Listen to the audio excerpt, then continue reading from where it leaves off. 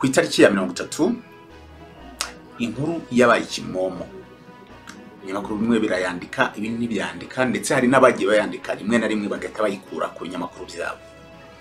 Iyo nkuru yari y'umuntu wari ufite ikibazo cyane mu mutekano w'u Rwanda, wari ufite na gahunda iyo kwica umukuru w'igihugu ndetse n'abayobozi batandukanye, wari umaze iminsi abazwa niba Louise Mushiki wabo ari mu gihugu, abazwa abasirikare bakomeye n'abapolisi bafite gahunda y'ukuntu bazabatega mu modoka, y'ukuntu bakora operation zo kubica.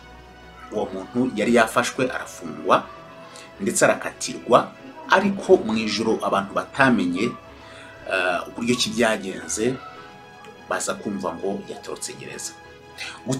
Gutoroka gereza kwe byabaye ikibazo mu karere ka Nyanza. Inzego z'umutekano zirapanwa ndetse bakoresha indege zakoreshaga ari amatara ya nijoro agenda areba operation zikora mu butaka. Inzego z'umutekano zirahiga, ariko biza kurangira byanze ko afatwa, aragenda ava mu Rwanda afashijwe n'abantu yari yarashinze, navuga ngo ni nko mu ishyaka cyangwa se groupe ye. Baramufata bamuha ubufasha, baragenda bamugeza ku mupaka w'u Rwanda n'igihugu cya Uganda. Amaze kugeza ku mupaka w'u Rwanda n'igihugu cya Uganda, hari abandi bantu bagomba guhita bamufata bakamugeza i Kampala. I Kampala ntabwo hatinze, yagombaga guhita ahava akagenda akagera South Africa. Benshi bari baje ngo ibi bintu byagenze bite, bari baje ngo byakozwe bite kugira ngo ucike gereza ya Mpanga irindwa 28 kuri 28, ifite inkuta 3 zubakiye mu zindi, ifite amasinga azungurutse, ndetse ifite abacunga gereza babari hejuru muri twatuzu bategereje ko umuntu ashobora gukina no gucika bakamubona. Yari operation yakozwe mu bwenge bwo hejuru. Benshi baje ngo byagenze bite, ariko inzego z'ubutasi z'u Rwanda nyuma y'igihe gitoya zaje gukora nanone akazi gakomeye kakozwe nanone muri operation zirenze ubwenge bwa muntu. Wa muntu baza kumufata mu biganza bamushyira muri attaché militaire. Byagenze bite?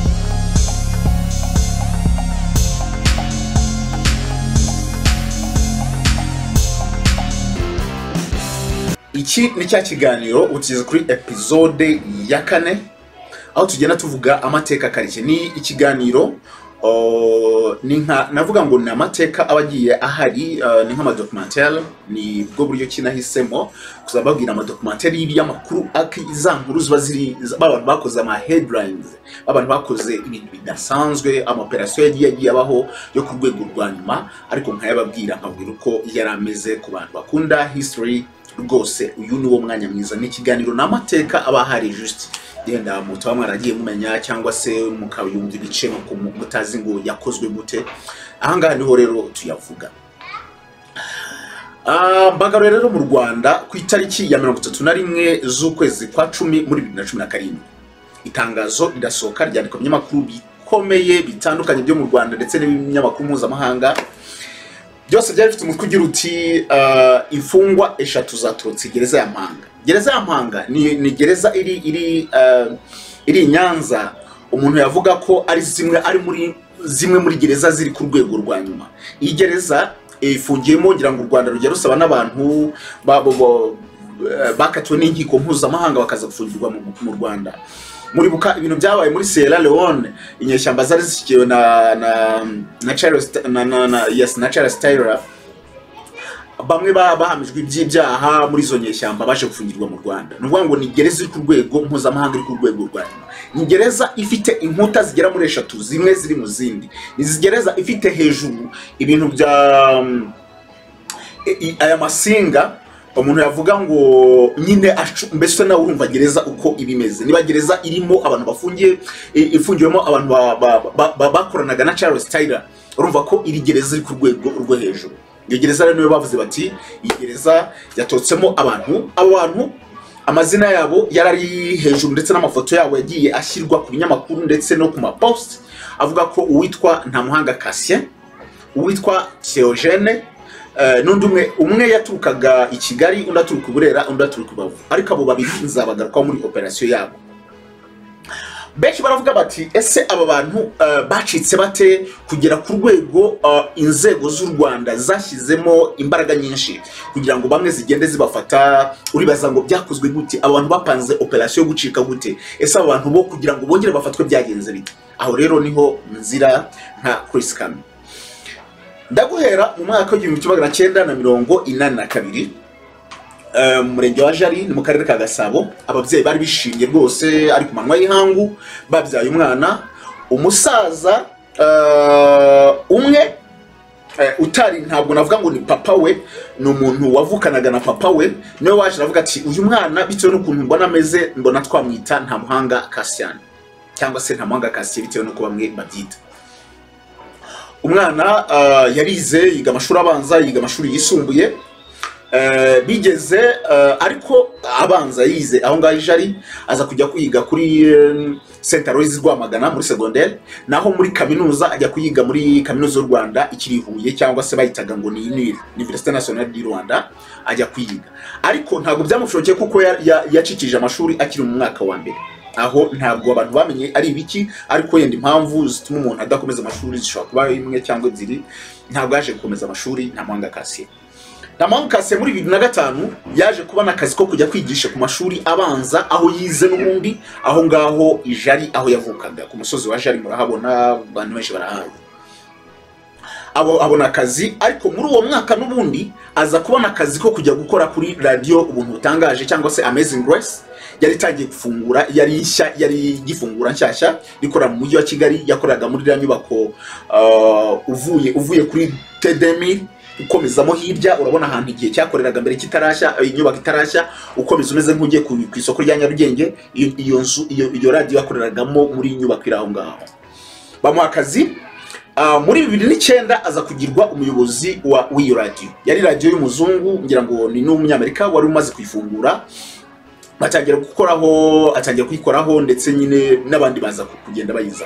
Ariko noneho muri 2009 yaje guhura n'umugabo bita Niyomugabo Gerard. Uyu Niyomugabo Gerard yari umugabo wari warihebeye ibintu byo kuvuga ngo ni umwanditsi, yari afite ibitekerezo yavuga ngo ni ibyo guhindura amatwara. Yari umugabo wavugaga ngo yaratangiye kuzana impindura amatwara, navuga ngo mu rubyiruko, kuvuga ngo hari ibyo atumva cyangwa se leta y'u Rwanda ikora we atumva neza.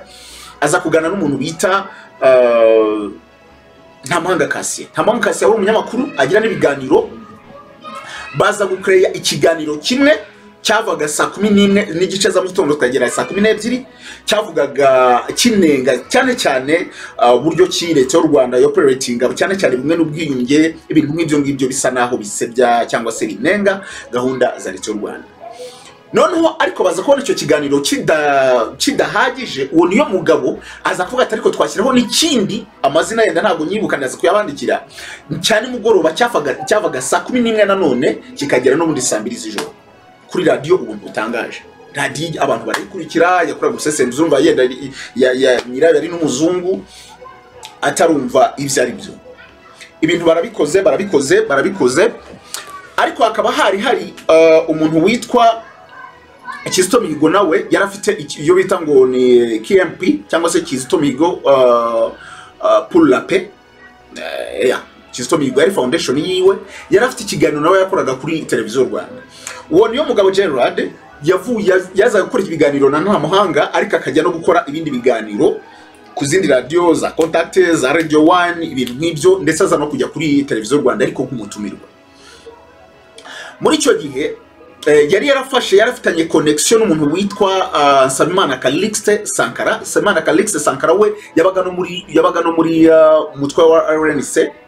Ubwo ndi kuvuga mu myaka yari maze kugenda, yageze muri za 2012 buryo. Bakuwa RNC yashinzwe nyuma y'itoroka rya Kayumba Nyamwasa ndetse na Patrick Karegeya. Baza gushinga RNC, Nsabimana yizamo, ibintu nk'ibyo, none atangira kuzajya abavugisha, ariko connection bayihawe n'umuntu witwa Gerard Niyomugabo. ibintu bibaye aho ngaho ariko ntibatekereze ko bumvaga ko bari gushaka gucalenginga baza gushinga navuga ngo ni nk'umuryango cyangwa se ni crew yabo bagenda bashinga udukuru bagashinga umuryango bakavuga ngo na urubyiruko rw'impinduramatwara hari amazina bagendaga babyita ngira ngo hari niyo bise ngo abaryanguni ngira ngo something like that. Noneho kubera bya bindi by'ibitekerezo abantu babaga barimo bagenda babwirana baza gushinga urubuga rwa WhatsApp. Urwo rubuga rwa WhatsApp ngo baganiragaho mu buryo busanzwe bavuga bati ibyo tugiye gukora bagendaga barubwita urubyiruko. Ariko noneho uwo niyo mugabo Gerard akaba yarafite abandi bantu bavuganaga babaga muri Uganda barimo ngira ngo harimo Charles n'amazina nk'atatu ngira ngo abo bantu bavugana bakorana operation baganira urumva abantu bari muri FDLR bari muri Uganda abandi bari muri RNC bari muri Uganda bakavugana uburyo kibazakora.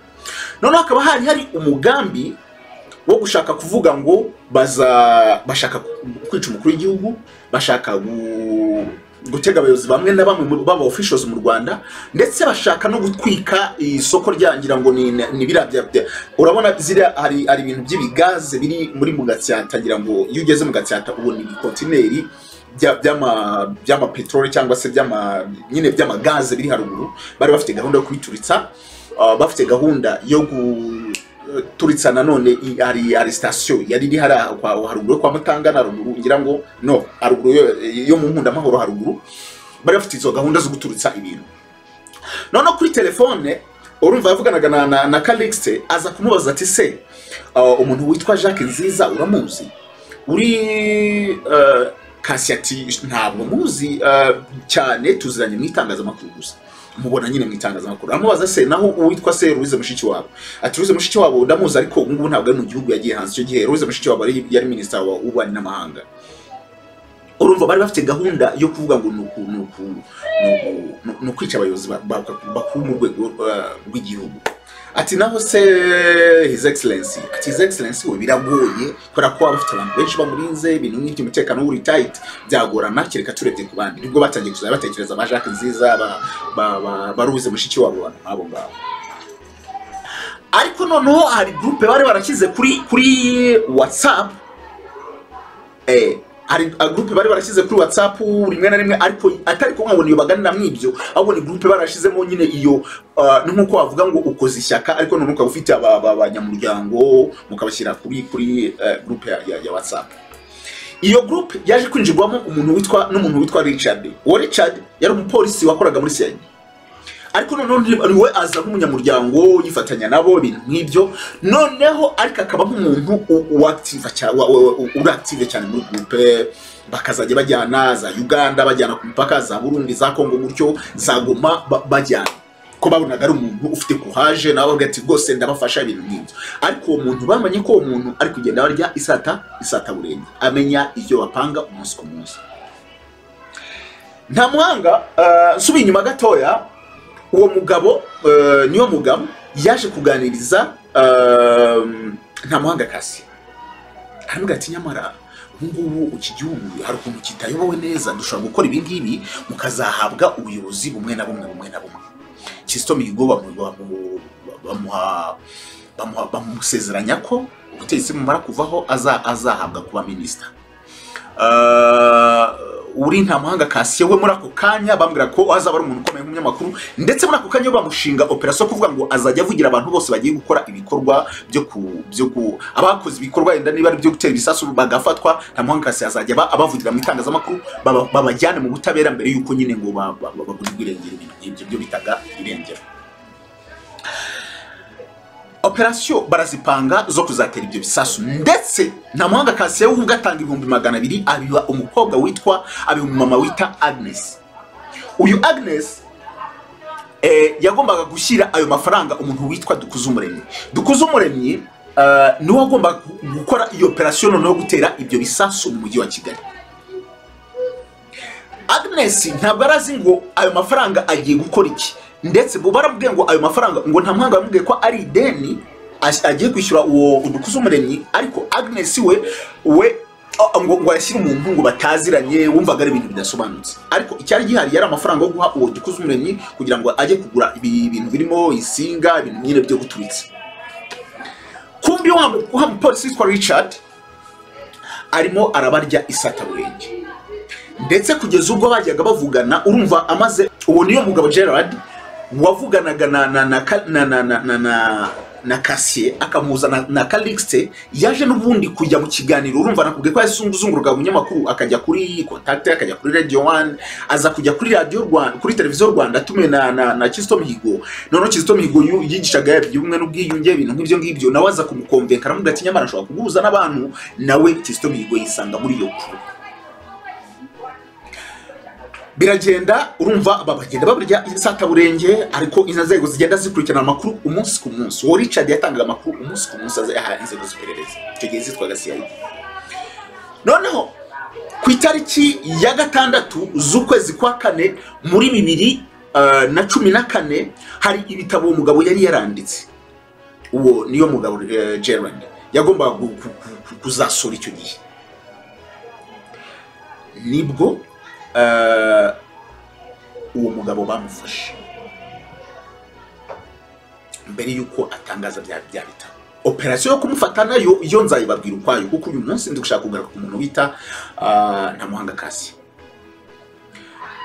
Ku itariki 7 hagombaga kuba urumva ku itariki 7 niho hatangira icyunamo cyo kwibuka abazize jenoside yakorewe Abatutsi mu Rwanda.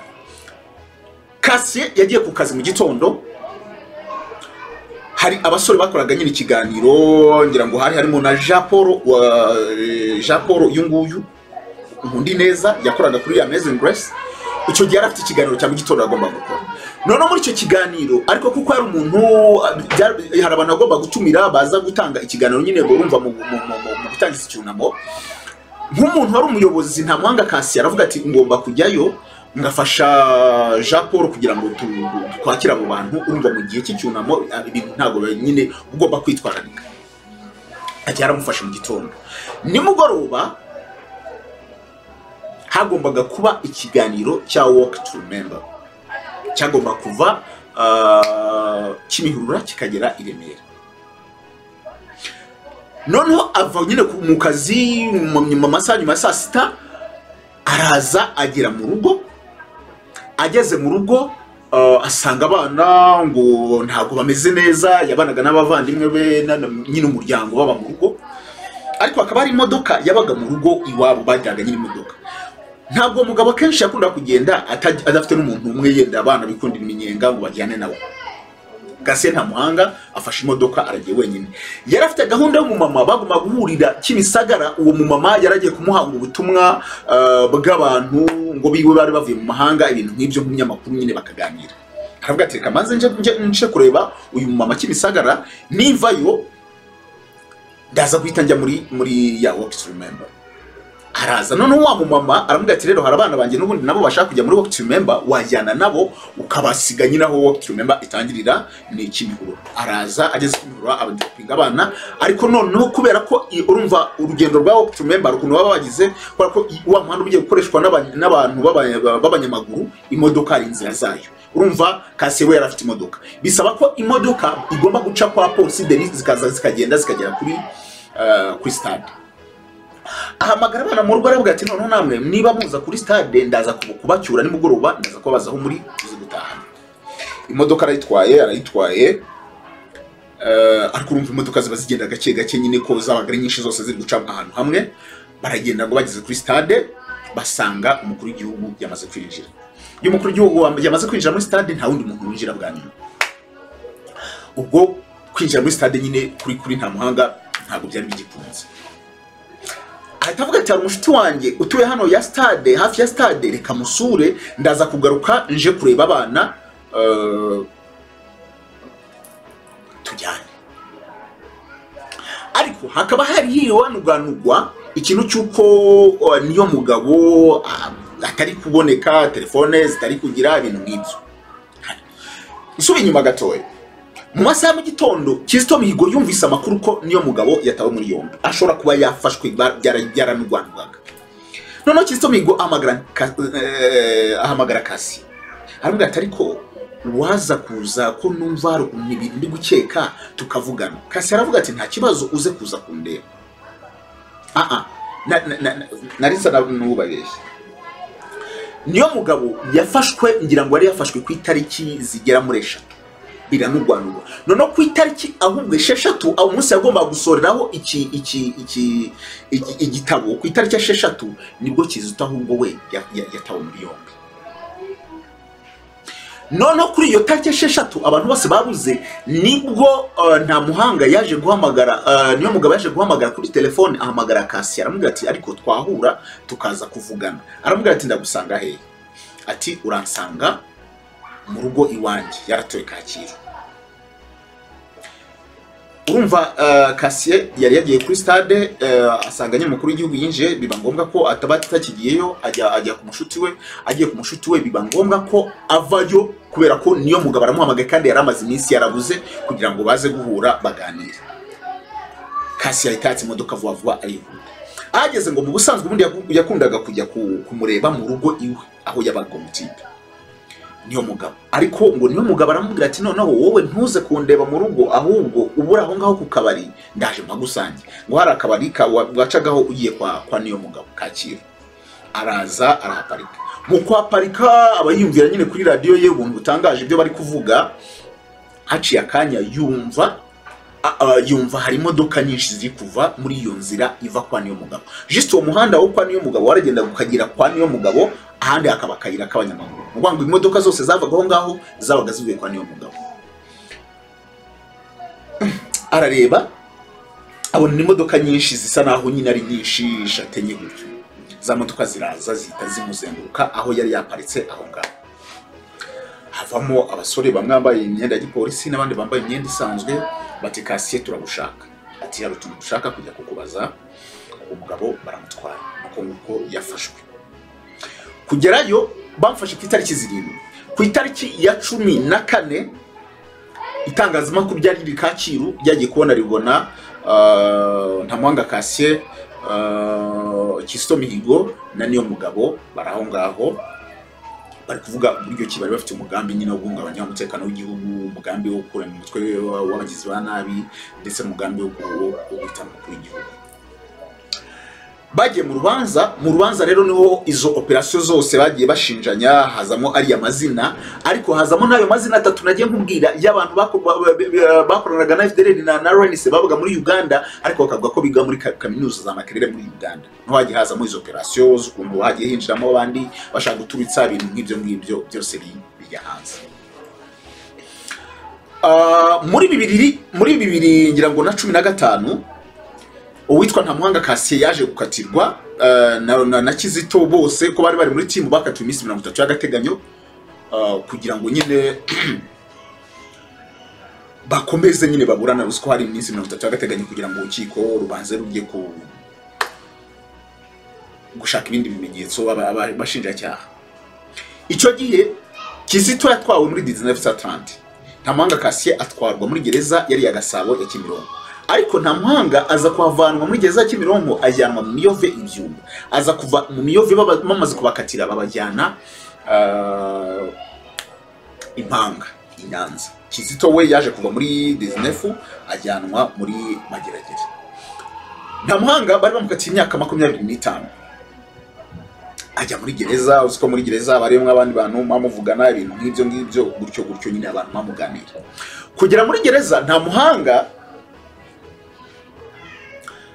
yaje kumva amakuru, urumva ari n'umunyamakuru yenda yaranasanzwe abizi, yarazi operation y'umuntu witwa Hussein Rajab w'umurundi wararafatanije na Bankurunziza gushinga ishyaka rya CNDD-FDD, uko yaje gutwika gereza agacika gereza y'Urundi akagenda tu. Ibyo yarabizi. Yarazi abantu benshi bagiye bacika na Bankurunziza bagiye bacika amagereza, ibyo yarabizi, yararebye n'andi mafirme azi ko gucika bibaho. None akareba akavuga ati ariko imyaka 25 nzayimara hano Impanga. Yumva happy. Aza guhura n'umugabo umwe witwa Theogene. ngira ngo n'uyu Rubavu aza guhura n'undi umwe wari waraturutse i Burera, umwana akatiye umwana yarafashe umwana ku ngufu akatiye imyaka ngira ngo 19 yaramaze gufunga imyaka 6, undi yarakatiye 25 amaze gufunga imyaka 10 asigaje 15. none nta muhanga we yarakatiye 25 amaze gufungwa imyaka 3 aho muri 2017 kuko yakatiye muri na 15 ariko kuba yarafashe 2014 yaramaze imyaka 3 bahera igihe bamufatiye.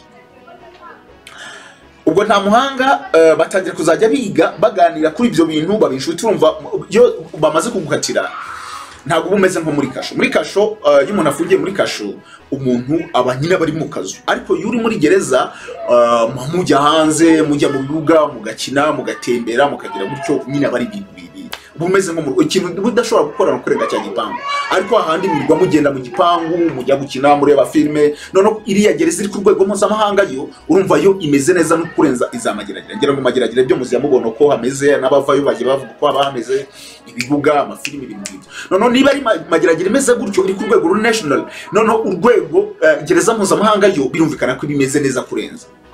Ariko Mpanga ikaba ari gereza ifite inkuta 3, ikaba ifite ngira ngo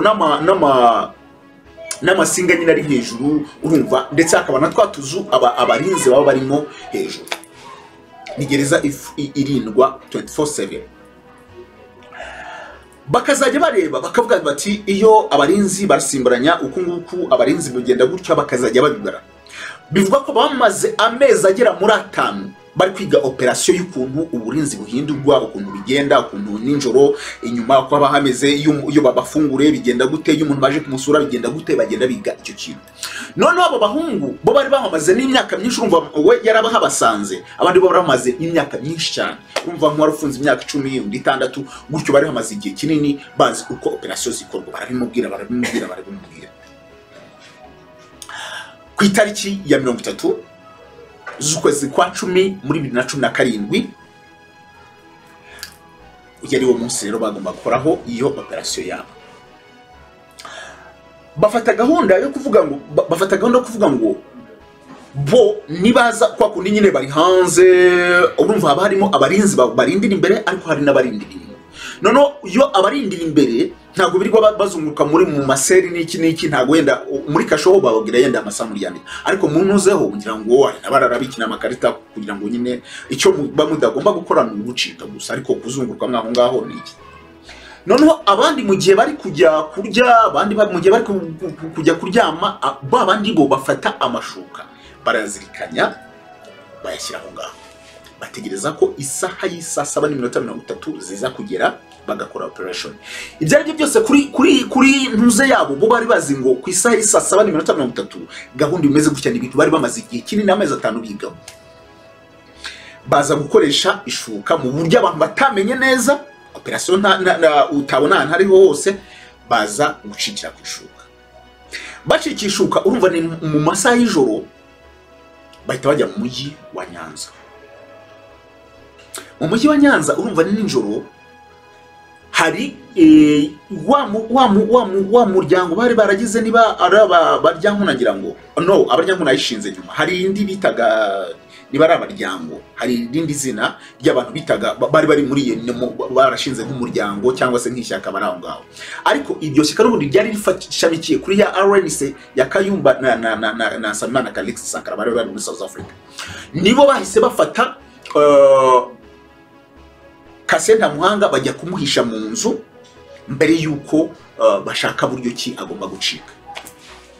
Icyo gihe u Rwanda na Uganda bihugu bitari bimeranye neza, ndetse RNC yakoraga ku mugaragaro mu gihugu cya Uganda bakorana na CMI. Bo bariyeranje babantu bari mu Rwanda, bariyeranje bashaka buryo ki bamugeza ku mupaka. Bamugeze ku mupaka wa Uganda, CMI itimufata imuvana ku mupaka itimujyana i Kampala. Imuvanye i Kampala bagerageza buryo ki byose bishoboka, ava i Kampala ajya South Africa. Icyo gihe noneho bamaze mu masaha nyine urumva nka saa 9 gutyo, nibwo abacungagereza babonye ko hari imigozi ya iri hejuru. Atavuga ati byose abantu bacitse. Bamaze kubona ko ari umuntu wacitse, hahise haba operation yo gushaka abo bantu bashise babashaka mu mujyi wa Nyanza. Hari ibintu bita ngo ni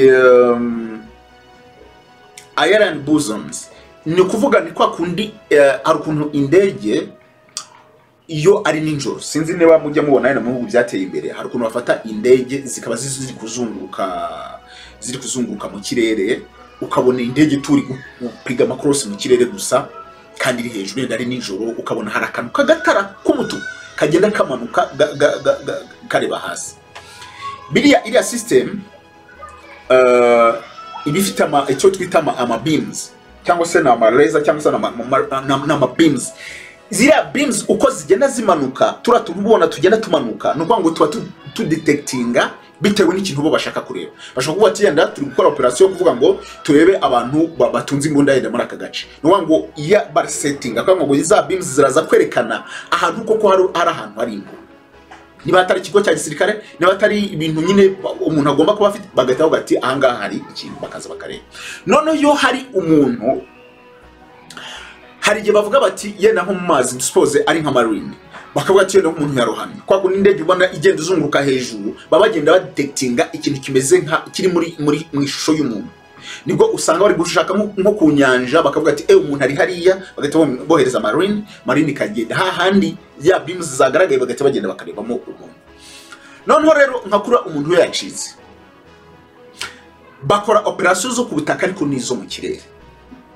Habati bya byose ni umuntu yacitse ari mu nzu, ariko noneho ashobora no kuza gukina biroko, bakagenda bavuga ngo ni umutekano w'ahantu hose, bareba ikintu nyine kiri stranger kiri gukorerwa aho ngaho. Bivuga ko umutekano wakajijwe iryo joro, ariko bikaza gusanga Cassier yahise ava muri uwo mujyi wa Nyanza, sizandi bantu bari bamujyanye mu gitondo mumongera ngo ntabwo yagiye Uganda uwo munsi ukurikiye, bamujyana ku mpaka baramwambutsa aragenda. Amaze kugenda bivuga ko muri 2019 Cassier Ntamuhanga yaje kuba umuvugizi wa RNC, aba umuvugizi rwose, ndetse bivugwa ko muri icyo gihe urumva u Rwanda ntabwo rumeranye neza n'igihugu cya Uganda. RNC yazaga muri Uganda uko bishaka, Cassier aza kugura ibikoresho bya radio muri Uganda. Amafoto yamufashwe muri Uganda, ariko u Rwanda nta kundi kuntu nyine rwari kubigenza ko icyo gihe nta buryo bwavuganaga n'igihugu cya Uganda. Ibintu byose byarakorwaga hariya nta kibazo, bazagura ibikoresho barongera baragenda. Uyu Cassier mu minsi mu myaka yaje gukurikiraho, nibwo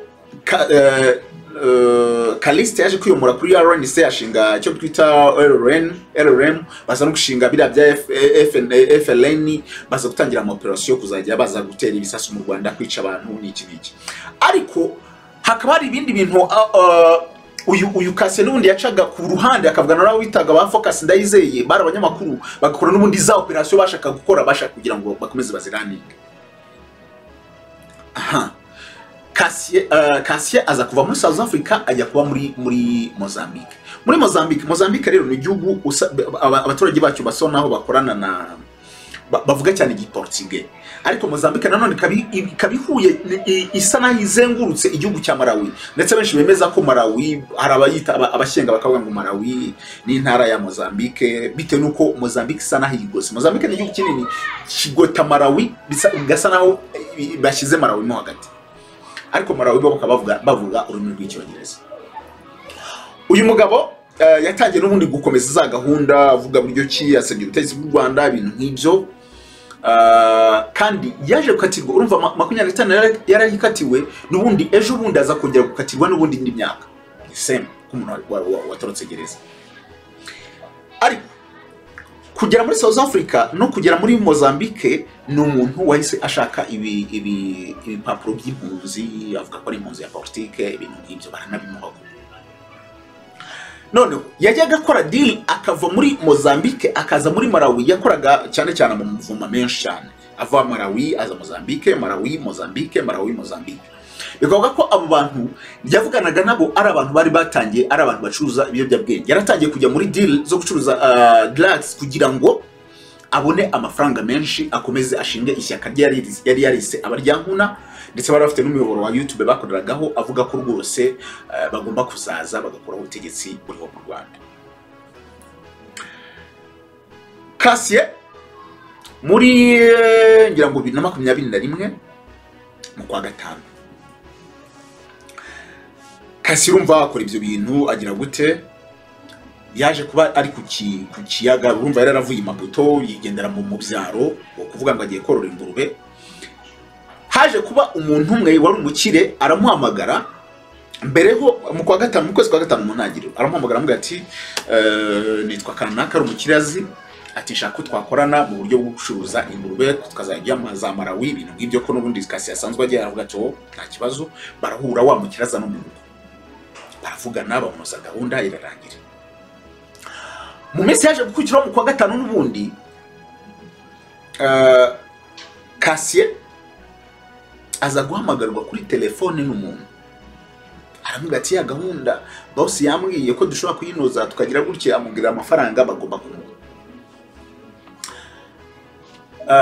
Ngira ngo ni ku itariki mu ijoro ryo ku itariki ngira ngo 27 naho ntibeshye z'ukwa gatanu, Kasi ari ku kiyaga agiye kubona haje abantu bagira mu 8. Abantu 8 harimo abambaye impuzankano y'igipolisi cya Mozambique, abandi bane bari bambaye impuzankano, abandi bane batambaye impuzankano, ariko harimo abavuga ururimi rw'ikinyarwanda. Kasi baramufata bahita bamujyana mu rugo iwe, amujyana mu rugo iwe bahita bafata n'umukozi nawe baramutwara, bafata ibikoresho birimo imashini, birimo ibintu by'ibipapuro ndetse na yandangamuntu cyangwa se ID yakoreshaga y'ubuhunzi yari hawe na UN muri Mozambique, nayo barayifata bayitwara. Vuga ko bahise bamuvana aho ngaho mu ntara nyine yari arimo aho ngaho ku kiyaga, ku kirwa, bahita bamutwara i Maputo. Bamugejeje Maputo, amakuru akavuga ko bahise bamutwara muri ambasade y'u Rwanda, mu bantu bashinzwe nyine. Ubumva ambasade yo iri ahantu, ambasade yari yo yose ibifite icyo twita attaché militaire. Attaché militaire ni babandi n'ubundi barimo bashinzwe iperereza ryo hanze gutyo. Kumbi uko uyu mugabo yagendaga gutya ikinono ku kindi, inzego z'ubutasi, buri gihugu cyose cyari gifite ubutasi bw'imbere ndetse n'ubwo hanze. Inzego z'ubutasi z'u Rwanda zamuryaga runono zimenya ngo yavuganye n'iki yagiye, kuko ngira ngo mu operation yose mwagiye mwumva uko bagiye bafata abantu barimo barusesa bagina basakara n'iki, umvaga hari imbaraga zirenze z'ubutasi bw'u Rwanda. Umugabo baramutwara, bivuga ko bamwe bavugaga ko bagiye kumuzana mu Rwanda, abandi bati babangira ngo abo baba baryankuna biwe nyine bandikira inzego zitandukanye zirimo za Human Rights Watch, za UN n'ibiki, miryango itegamiye kuri leta, bati ntasubize mu Rwanda kubera ko ari impunzi ya politike. Ariko nanone abasesenguza bati ntabwo ari impunzi ya politike, ahubwo ni umuntu watorotse, n'umunyabyaha wari watorotse gereza, ntabwo ari impunzi ya politike. Kuko hari kuba uhunze ariko already yari yarakatiwe, aracika aragenda aho ngaho, ntabwo ndetse benshi bana blaminze UN bavuga ati ni gute umuntu yatorotse already abari mu gihano, ntabwo yari kuza ngo bamufate nk'impunzi kandi already yatorotse. Ni uko n'ubundi wakwica umuntu ugahita uhunga, ntabwo icyo gihe uvuze ngo ni impunzi kandi wishe, hari ibyaha kwanza ugomba kugira. So benshi bana blaminze UN icyo gihe, ariko ibyo bitero byose birimo kwica abaturage mu Rwanda, birimo gutera ibisasu, birimo kwica official barimo bakomeye bo mu Rwanda, barimo ndetse n'umukuru w'igihugu, byabujwemo n'inzego z'ubutasi zakoraga akazi karenze cyane.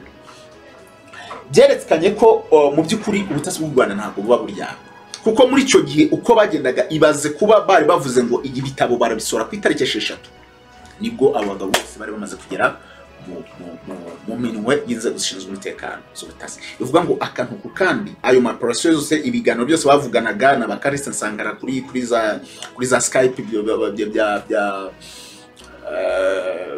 Kisomigo yavugaga ibyo by'uwo mugabo, bose babaga babikurikiranira akantu kandi, ariko bategereje kubona kuvuga ngo hari uburyo ukora ibintu bakakugenza gake.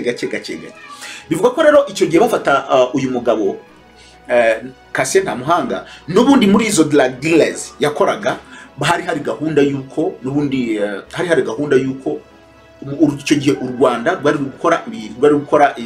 rwaroheje abasirikare n'abapolisi muri Mozambique muri ibintu bya Cabo Delgado, mu gihe bwo gufasha igihugu cya Mozambique kugira ngo kirwane n'ibyihebe. byari bimaze kumenyekana ko noneho uyu nta muhanga Cassien ari gukorana na bya byihebe, kuko umva ntabwo byari byishimiye ingabo z'u Rwanda, nabo bashaka kuza kwihorera ndetse baciye muri ADF kugira ngo baze gutera ibisasu mu Rwanda. Ngira ngo iyo muri uwo mwaka 2021 bafashe abantu benshi bari baje gutera ibisasu mu Rwanda biturutse kubera ingabo z'u Rwanda zari zagiye muri Mozambique, bagatuma ibyo byihebe birimo bya Daesh, bigatuma abandi bantu kugira ngo baze bihorerwe mu Rwanda, basenye inzu, baturitse ahantu nyine henshi. Bivuga ko rero uwo mugabo yari atangiye kwinjira muri ibyo bintu. Inzego z'u Rwanda z'ubutasi ndetse n'iza Mozambique zirakorana. Bivuga ko rero uwo mugabo bamufashe mbere yuko akomeza kugenda mwicengeza amatwara ryo kugira ngo bazaze batere ibisasu mu Rwanda. Iyo ni operation rero yakozwe mu buryo abantu benshi batamenye, ariko bavuga bati ubutasi inzego z'u Rwanda ntabwo ziba ziryamye buriya kugira ngo ubone buri ibyo baburizamo ni byinshi kurenza ibyo twebwe tumenye. Ariko inzego z'u Rwanda kudo chapeau babakoze akazi karenze. By'ukuri uzajya ubona umuntu ushinzwe ubutasi, ukabona umusirikare n'umupolisi rero uzajya bakora ingofero, kuko abo bagabo bakora akazi karenze bro, bakora akazi karenze. Kuko ngira ngo bumvise ibyo bintu baburijemo guhera 2014 kugeza icyo gihe, ariko nta na kimwe kize gishyirwa mu bikorwa. Bagendaga bafata bagafata umwe bakaba bategereje, ngira ngo nk'abariya bari batumwe muri 2021 barabafasha bafunga, ngira ngo hari n'abamaze ngira ngo hafi nk'amezi abiri bafunze kugira ngo bafate abandi, ngo bagenda bafata amakuru amwe namwe. Rero icyo uyu nta muhanga Cassien atamenye, nubwo agenda avuga ngo inzego z'u Rwanda ziroroshye zize gute, ntabwo arazi ko icyo akora cyose baba muri guno. Nteza ko nabandi nabo bandi tuba twumva baba Nyamwasa n'abandi ari ikibazo cy'igihe, ariko buri kintu cyose babakora uko baravuga ngo uko bagenda ingabo ubutasi bw'u Rwanda bariho imbere by'ibiri ntambwe nyinshi, ntabwo bajya gukora ikintu already amakuru bayo. Niyo mpamvu ubutasi bw'u Rwanda bukorera hanze bukora akazi karenze cyane. Iyo niyo operation rero navuze ngo ndababwira. Benshi bari bajije uyu nta muhanga Cassien yatorotse ate gereza yamanga ririnzwe cyane.